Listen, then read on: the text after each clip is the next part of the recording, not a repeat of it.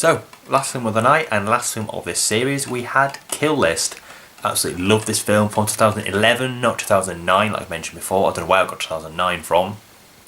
The second feature from director Ben Wheatley, who is now my favourite director, favourite British director at the moment, working today. And it's just, I can't really put it into, hard to put it into words. It's kind of a combination of kind of kitchen sink drama and violent horror. It's basically about two guys who are hitmen, who are called up on a job they have a list of people to kill, hence the words kill list. And they have to kind of stake out these people and basically kill them. And they've been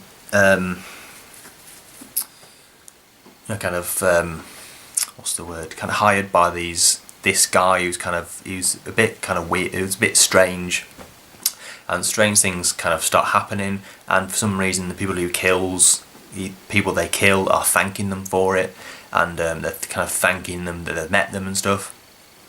And it kind of evolves into this kind of cult. It's like cultish horror thriller, violent film, just absolute masterpiece in my eyes. Obviously, it's not going to be for everyone, and if people don't like it, I do understand that.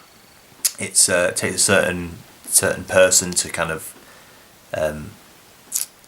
like this kind of film, but luckily I am that person, and I absolutely love this. It was my favourite film of 2011, and I've seen it about I think 10-12 times now, and I still find it hard to kind of figure out what's going on.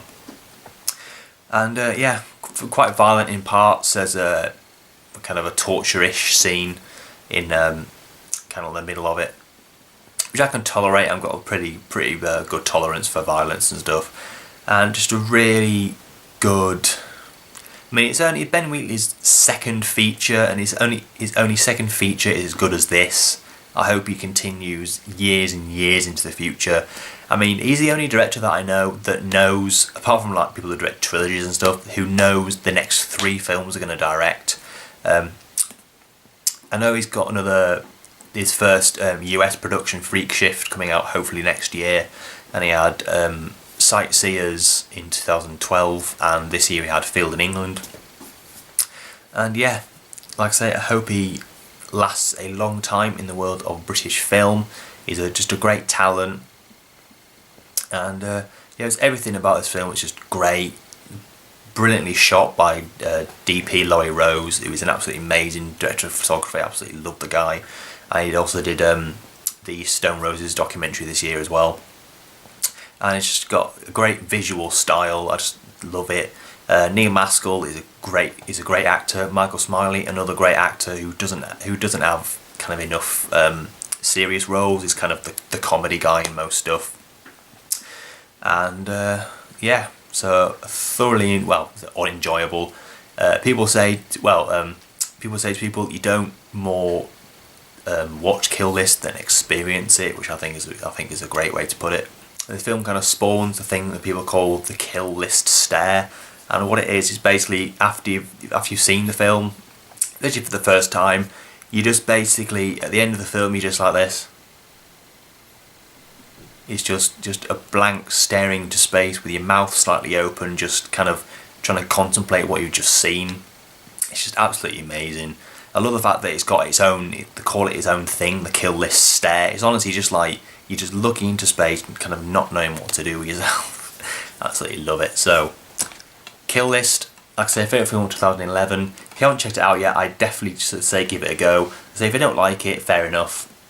But I absolutely adore it. Like I say, I've seen it about 10-12 times now, and it never gets boring as well either.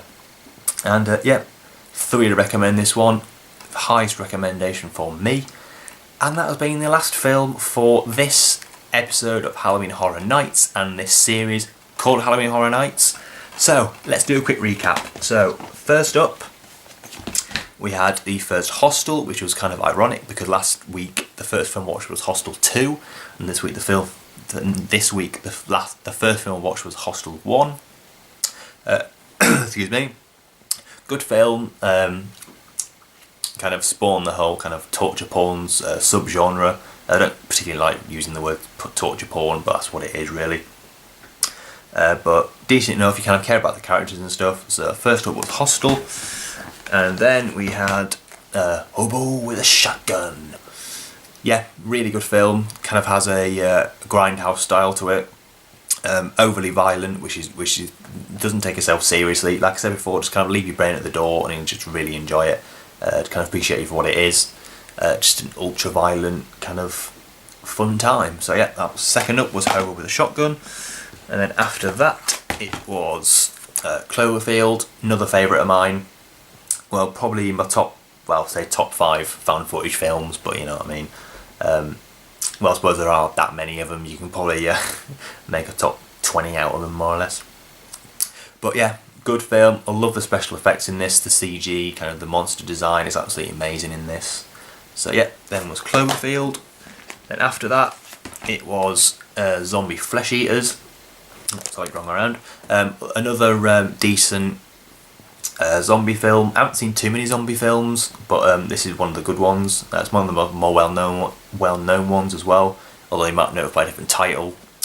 So yeah, that was Zombie Flesh Eaters. Like I say, solid zombie flick. And then we had Final Destination 2, a solid sequel to the original film.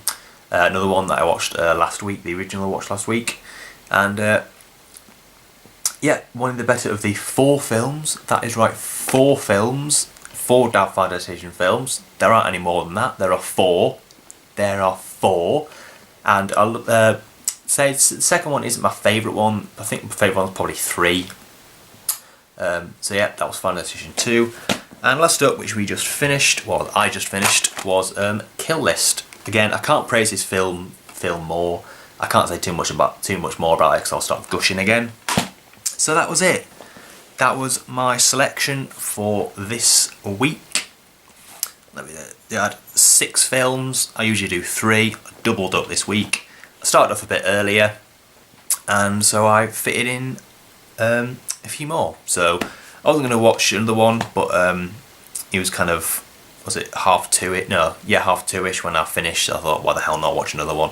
So I got nothing else to do later on. So yeah, so that's it. It's an end of, well, not an era, but it's an end of another series. I was thinking of maybe carrying it on, but there's not too much more mileage you can get out of it, really.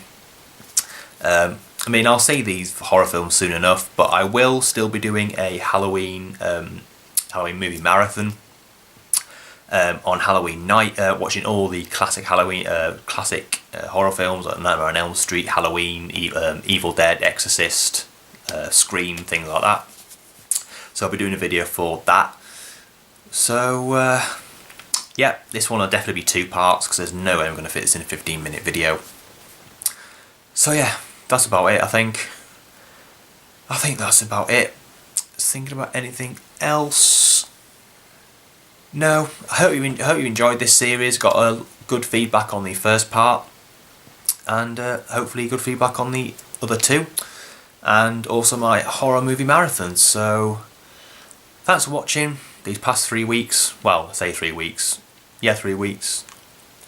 Well, I filmed them 3 weeks, but I uploaded them anyway. Thanks for watching these videos these last few weeks. I've really enjoyed doing them, actually. I think it works better with the kind of the tub full of bits of paper. It gives it a bit more of just an excitement factor. And yeah, I'm all for that. So yeah, until then, please rate, comment and subscribe, and I'll see you in my next video. Thanks for watching. Over and out.